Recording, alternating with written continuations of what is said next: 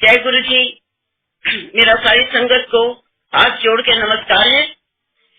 पहले इसके कि मैं आपको गुरु जी के बारे में कुछ बताऊं, मैं अपने हस्बैंड के बारे में कुछ कहना चाहूंगी, जो कि जिनका नाम रमेश कपिला था और वो पंजाब बॉर्डर में एक IAS ऑफिसर थे। और हम वो कहना जरूरी इसलिए है कि उस वक्त ये एक्साइज एंड टैक्सेशन कमिश्नर थे और हम दिल्ली की तरफ जा रहे थे अपनी कार में। हमारा इतना बहुत भारी एक्सीडेंट हुआ, एक ट्रक ने कार में मारा, उसकी ब्रेक नहीं लगी और उसने सारी कार हमारी चूर चूर कर दी। हम लोग बचे कैसे, ये बड़ी अजीब सी बात है, क्योंकि it was just like experience for us. Kapila साहब को चोट लगी, उनकी 8 पसलियां टूट गई मल्टीपल फ्रैक्चर से, सिर फट गया, खून हो गए, कपड़े फट गए। इतने में एक लेडी जा रही थी दिल्ली की तरफ, वो कहती कपिला साहब आप मुझे नहीं जानते, मैं आपको जानती हूँ, आपका बहुत बुरा एक्सीडेंट हुआ है, आप बताइए आपको कहाँ छोड़े। इन्होंने कहा कि यहाँ से पीछे अम्बाला में मेरे एक डॉक्टर मित्र हैं, उनकी क्लिनिक में मुझे, उनके घर पर मुझे छोड़ दीजिए। उसने बहुत मेहरबानी की और हमें उनके घर पर छोड़ आई। लकीली डॉक्टर साहब अपनी क्लिनिक में बैठे थे, सारे डॉक्टर्स भी वहीं थे और वो बाहर निकल के आए और उन्होंने इनको पकड़ के ले गए, क्योंकि बहुत ब्लड निकल गया था, सारा स्टेयरिंग इनके उसमें पसलियों में घुस गया था और सारी पसलियां टूट गई बड़ी बुरी तरह से। तो उन्होंने इनके एक्सरे वगैरह करके सब कुछ ठीक करके हमने कहा हम घर जाएंगे। उन्होंने 15 दिन हमें ना हॉस्पिटल भेजा ना घर जाने दिया और अपने घर में रखा। तो बात इसलिए कहनी जरूरी हो गई क्योंकि इतने में काफी ऑफिसर्स आने लगे देखने इनको, इनके डिपार्टमेंट के। तो ये एक्साइज एंड टैक्सेशन कमिश्नर थे, तो इनका सारे जितने ऑफिसर्स थे इनके आते थे रोज 10-20 रोज इनकी हाल पूछने। तो जब ये एक उनमें से अफसर था जो कहने लगा सर आप घर जब जाएंगे तो मुझे बताइए, मैं आपके पास एक लड़के को भेजूंगा जिसके पास कुछ हाथ में शफा है और बहुत लोगों को उसने ठीक किया, अभी साधना खत्म करके आया, उम्र में छोटा है लड़का, पर अगर आप कहें तो मैं उसको आपके पास भेजूं जब आप चंडीगढ़ वापस जाएंगे। तो इन्होंने कहा हाँ बिल्कुल ठीक है, जरूर भेजिए, बहुत अच्छी बात है। तो हम 15 दिन बाद जब घर में आए, चलने काबिल हुए, तो जब घर आए तो हम ऊपर बेडरूम में लेटे हुए थे, 5 सेक्टर में हम लोग रहते थे। तो इतने में एक लड़का आया, 22-25 साल से ज्यादा नहीं लगता था, उछलता कूदता आया, मैं निर्मल सिंह हूँ। मैंने कहा क्या चाहते हैं? कपिला साहब को मिलना है। मैंने इनको बुलाया, ये नीचे आए, बेड पर लेटे और उन्होंने सारा खोल के कपड़े इनका जिस्म देखा कि मुझे बताओ कहाँ कहाँ आपको तकलीफ है। तो इन्होंने सारा दिखाया, वो देख के काफी हैरान हुए। उन्होंने कहा ये तो काफी चोटें लगी हैं आपको, पर कोई बात नहीं, ठीक हो जाएंगे, घबराइए मत। तो कुछ दिन तो आके उन्होंने, ये नहीं मुझे पता, वो बेड पर बैठ जाते थे इनके और हाथ वगैरह फेरते रहते थे इनकी बॉडी पे, कुछ देखते थे, रोज ही वही चलता था। एक दिन मुझे कहने लगे कि मैं कल आऊंगा, एक उड़द की दाल की रोटी बना के रखना, उसका सेक करूंगा। मैं एक थाली में उड़द की दाल की रोटी बना के ले गई जब ये आए शाम को, और खाते पीते कुछ नहीं थे वो हमारे घर में, न पानी न चाय। मैंने बहुत कहा गुरुजी हम लोग वेजिटेरियन हैं, हम लोग भी भगवान की भक्ति करते हैं, ये दीक्षा लिए हुए सुबह 4 घंटे रुद्राभिषेक करते हैं, हम लोगों के घर में कोई गलत काम नहीं होता, आप पी लीजिए करिए, इतनी आप सेवा करते हैं, इतनी आप मेहनत करते हैं, तो आपको चाय पानी कुछ तो लीजिए। नहीं, खैर मैं वो रोटी लेके आई कमरे में, इन्होंने रोटी उठा ली, मेरे हाथ में थाली थी, मैं वापस जाने को थी तो इतने में उस थाली में पूजा मिश्री का ढेर लग गया, इतनी भारी हो गई थाली कि मेरे से उठाई ना गई। तो मैं झुकने लगी और मैंने वापस जाने लगी तो कहने लगी, मैं डर गई, बहुत डरी, क्योंकि थाली तो मेरे हाथ में थी और कहाँ से आ रही कुछ दिख नहीं रहा और जोर जोर से वहां पर गिर रही है मेरी थाली में। तो अजीब सी, मैंने कभी ऐसी चीज देखी नहीं थी। एज इट इज मैं सोचती थी it is a magic trick and it is some kind of illusion he is creating, but some kind of तमाशा, नथिंग मोर देन दैट। खैर ऐसे कुछ दिन बीतते गए, वो रोज आते गए, उसी टाइम आते थे, बिल्कुल घुल मिल गए घर में, ऐसा नहीं लगता था कि कोई बाहर से कोई अजीब आदमी या अनजान आदमी आया है, ऐसे लगने लगा कि अपने फैमिली मेंबर की तरह ही कोई आदमी आया है। तो हंसते थे, खेलते थे, लड़कों की तरह चुलबुलापन था। तो हम बड़े हैरान थे कि ये करते क्या है। धीरे धीरे ये ठीक होने लगे। फिर हमने सोचा इस आदमी में कुछ तो जरूर होगा। यहाँ तक कि जब डॉक्टर्स ने कहा कि 6 महीने लगेंगे जब ये सांस ले सकेंगे बिना दर्द के, और पीठ दर्द नहीं होगी इनकी, पीठ में बहुत भयंकर पीड़ा रही, और 7 दिन में ये दफ्तर चले गए। और उनको उसके बाद कभी न दर्द हुई, न सांस लेने में, न बैठने में, न चलने में। He was as good as normal. There was nothing wrong with his body and he was as strong as ever. So गुरु जी की कृपा हुई। उस वक्त तो हम गुरु जी भी नहीं समझते थे, हम तो सोचते थे ऐसे ही है कुछ। बताइए हम लोग भी कहते थे। एक दिन बैठी गप्पे मारे थे हम ड्राइंग रूम में, तो उन्होंने दोनों हाथ मले और छत से नोट, बारिश बरसात होने लगी नोटों की। 2 रुपए डिनोमिनेशन के नोट थे और सारा कमरे में फैल गए। मैं डर गई। मैंने कहा येट अनदर ट्रिक और ब्लैक मैजिक और इल्यूजन्स। तो this is what is what. तो ये तो खैर चुप करते थे, इन्होंने कोई ओपिनियन नहीं दी। मैं डर गई और मैं कमरे से बाहर जाने लगी डर के मारे। तो ये गुरु जी कहते हैं उषान जी बैठ जा। मैं बैठ गई। कहते सारे नोट इकट्ठे कर ले। मैंने कहा मुझे नहीं चाहिए।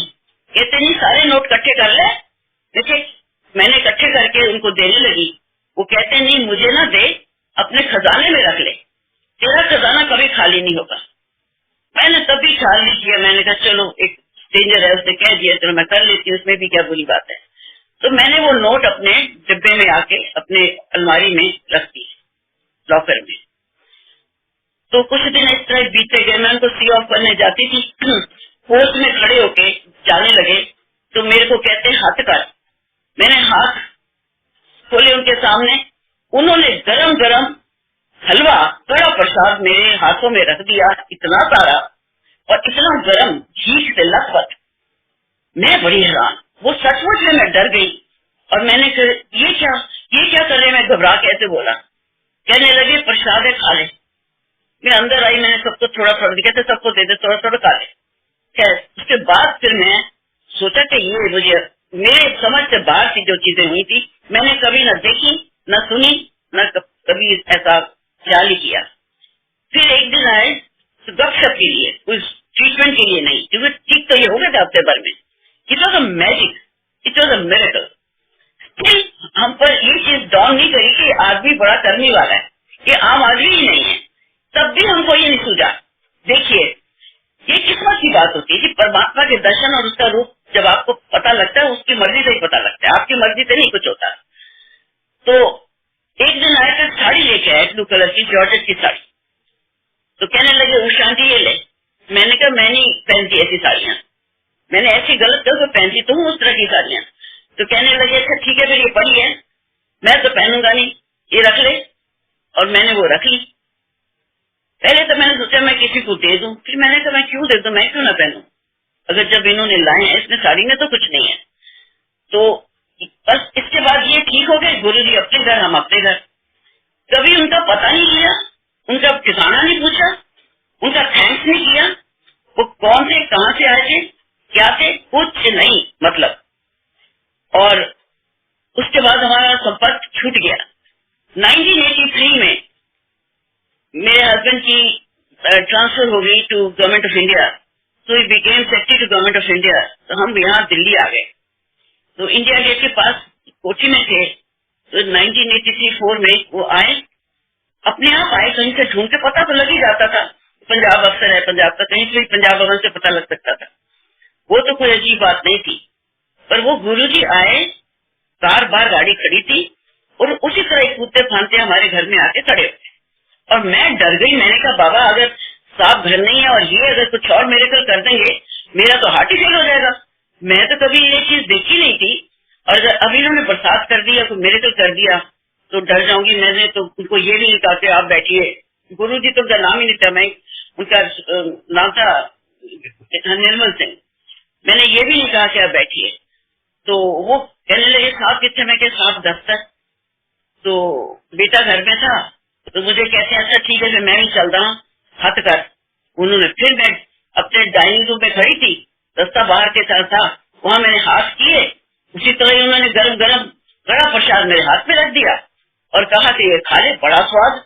मैंने खाया, चखा था, मैंने कहा ये तो बड़ा स्वाद है। हम दोनों ने मिलकर खा लिया, बेटे ने और मैंने। खा लिया। उसके बाद वो अपने घर, हम अपने घर। फिर नहीं हमने पूछा, फिर नहीं मैंने पूछा उनके बारे में कुछ भी। ये दफ्तर से आए तो मैंने इनको बोला कि आज वो आए थे निर्मल सिंह, वो आया था और उसने ऐसे ऐसे हलवा मुझे दिया। छोटे से बच्चों की तरह थे हमारे सामने, बिल्कुल नहीं लगता था कि एक बड़े आदमी है या बुजुर्ग हैं या कुछ करने वाले हैं, कुछ नहीं था।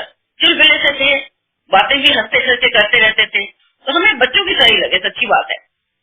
फिर जब हम रिटायरमेंट के बाद गुड़गांव में आकर सेटल हुए 92 के बाद, तो 4-5 साल बाद उन्होंने एक आईजी पंजाब को हमारे घर भेजा और कहा कि कपिला साहब को मेरा ठिकाने मिला। तो वहाँ वहाँ मेहरौली में एक अंपायर स्टेट बिल्डिंग में उनका रोज सत्संग होता था, बहुत ही बढ़िया। तो हमने कहा, हमें पता नहीं था ये कौन है, क्योंकि उनको भी नहीं पता था कि हम इनको जानते हैं। तो उन्होंने कहा मेरे गुरुजी आपको याद कर रहे थे, आप अगर दर्शन करने हैं तो कल शाम को इतने बजे आ जाइए। तो ये तो हमेशा तैयार रहते थे संतों के दर्शन के लिए, कि इनकी शुरू से इस तरह की आदत थी। तो ये कहते हैं जी हाँ, संतों के दर्शन मिल जाए तो और क्या चाहिए। अगले दिन हम तैयार होकर 5 बजे पहुंच गए जी सत्संग पर।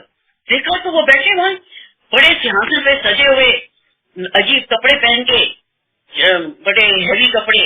और मैं जी कहा ये, वो हंसने लगे हमें देख के। हमने नमस्ते की और वो कहने लगे हैरान हो गए हो ना। हमने कहा हाँ जी, पूरी तरह से हैरान हो गए, हमने तो नहीं सोचा था, हमने कि आप ऐसे होंगे या यहाँ आपको मिलेंगे कभी, हम तो भूल ही गए थे।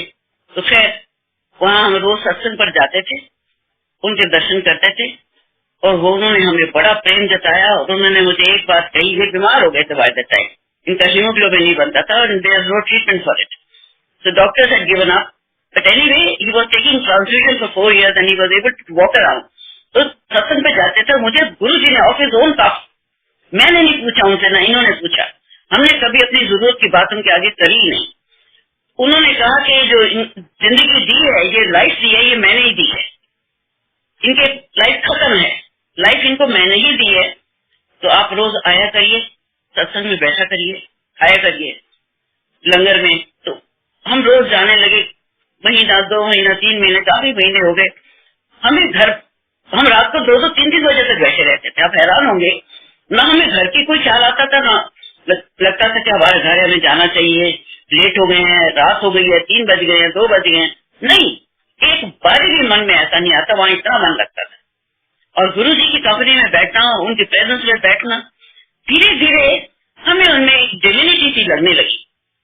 और ये कैसे ना समय होता है जब अपने आप को गुरु आपको मिलता है, तो उनमें एक डिविनिटी का हमें एहसास होने लगा। तो क्योंकि उन्होंने लोगों को भला बहुत करा, लोगों की दुख तकलीफ, इतने लोगों ने हमें बताया कि उनका ये ठीक किया, वो ठीक किया, ये दुख दूर किया। तो सत्संग में कई लोगों से बात होती थी, बताते थे लोग। फिर कई लोग अपना उठ के इंसिडेंट बताते थे, लाइफ के एक्सपीरियंस। इतने में मेरी बेटी जो थी वो अमेरिका में थी, पीएचडी करके जॉब, क्योंकि तो उसकी फोन नहीं आई। हम बड़े वरिष्ठ थे कि इसकी फोन नहीं आई, क्या हो गया, ठीक ठाक तो है। और since she was on the move, we did not know her where about and we did not call her either. And हम गुरु जी ने, हम शॉपिंग कर रहे थे यहाँ लोकल मार्केट में, तो एक फोन आया किसी भक्त का कि गुरु जी ने आपको बुलाया रात के 8 बजे, बताइए। और कहाँ मेहरौली, कहाँ गुड़गांव, 30-32 मिनट का सफर। तो हम आए, फटाफट नहा के तैयार होकर पहुंचे गुरु जी के पास। गुरु जी अपने कमरे में 2-4 भक्तों के साथ बैठे हुए थे, संगत सारी चली गई थी। तो हमने थोड़ा सा तो अजीब लगा। आमतौर पे गुरु जी के सत्संग में जब जाते थे, उनके होते, तो सब अपने फोन ऑफ करके जाते थे। उस दिन क्या हुआ, हमने फोन जेब में डाला इनके, और इन्होंने ऑफ नहीं किया। इतने में जो ही पैर रखा उनके कमरे में, तो घंटी बजी फोन की। तो जो ये बंद करने लगे तो गुरु जी की आवाज आई अंदर से, कहते हैं लो जी, शुचि का फोन आ गया रे। बताइए, हमने उनको नहीं कहा था कि शुचि का फोन नहीं आया, हमने नहीं कहा कि हमें फिक्र है, चिंता है। उन्होंने हमें कहा, हमें हैरान कर दिया ये कह के कि लो गल कर लो, शुचि का फोन आया। खैर धीरे धीरे कुछ कई बातें हुई, कई इंसिडेंट हुए, एक ही नहीं कई हुए इस दौरान भी। और बहुत उन्होंने प्यार किया, बहुत उन्होंने हमें अपने करीब रखा। यहाँ तक कि बहुत लेट हो जाते जाने को, कई दफा लोग उनके पैर छूते थे, मेरा हाथ पकड़ लेते थे और मेरा हैंडशेक करते थे। इस तरह अपना उन्होंने वो चीज नहीं कभी भी छुपाई हमसे जो उनका थोड़ा चुलबुलापन था। एक दिन हम सत्संग पे गए, सत्संग खत्म हो गया, सब कुछ संगत चली गई, तो कहते अब रात को काफी लेट हो गए थे, कहते कपिला साहब चलो मेरी गड्डी च बैठो, उषा आंटी तुसी चलो मेरी कार च बैठो, तुसी इतने चलते आप बड़े मंदिर आप आके कहते तुसी आगे बैठो, मैं आंटी साथ पीछे बैठता। तो मैं पीछे उनके साथ, वो पीछे आगे मेरे साथ बैठ गए और ये उनकी कार में आगे बैठे। तो हम छतरपुर मंदिर में हमें ले गए। अब बताइए इतना एकांत, टोटल अंधेरा, और वहां जाके एक फुल मून था और बाहर चारपाई किसी ने निकाली, उस पर गुरुजी बैठ गए और 1.5 घंटा ना वो कुछ बोले ना हम कुछ बोले और चुपचाप बैठे। और कुछ एक थोड़ी देर के बाद उन्होंने कहा चाय पिलाओ। एक जना चाय देके आ गया और हम हैरान से, जंगल में मंगल, कहाँ से चाय आई, कहाँ से आदमी आए, कहाँ से बनाने वाला है, क्या ये काफी आश्चर्यजनक चीज थी हमारे लिए। तो चाय पी, 1.5 घंटा, 1.25 घंटे हो गए, गुरुजी कुछ कहे ना, हम भी कुछ कहे ना। अब बताइए ना, इस तरह की चीजों को इंटरप्रेट करना हम लोगों के लिए बड़ा मुश्किल था। पर खैर अच्छा बहुत लगा, एक संत के चरणों में बैठे हैं, बहुत अच्छा लगा, शांति मिलती है। तो वापस आए, फिर अपनी गाड़ी लेके घर आए, मगर हम इस चीज को समझ नहीं सके उनकी ये मूव क्या थी, क्यों ले गए। पर मुझे तो यही लगता है हमारा तो उसमें भला ही हुआ होगा और हम बड़े भाग्यशाली थे जो ऐसे संत के चरणों में बैठे और उन्होंने इतना हमें प्यार दिया।